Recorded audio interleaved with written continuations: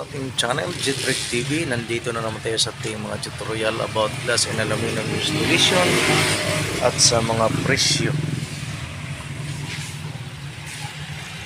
Mga kaludes, ang ating pipresyohan ngayon ay ang glass swing door.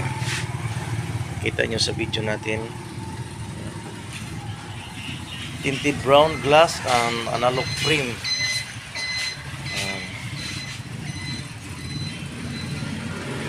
Swing door po, standard size na swing door po ay nasa 3x7. Ito po ay sobra sa 3 po, substandard po ito. Ang ganito kalaki na swing door po, ang ilagay natin na door closer niya ay arm type door closer. Ito po ay ni-repair namin, pero ito ang pipresyon natin na ganito na glass swing door. Gamit po natin ay tinted brown glass, Samsung handle, at saka Alcoprime. May design po yan. Analog.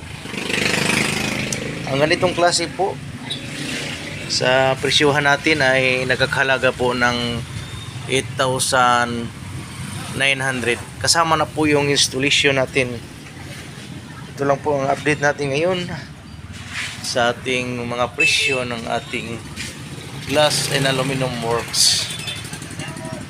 8,900 pesos glass swing doors. Maraming salamat. God bless everyone.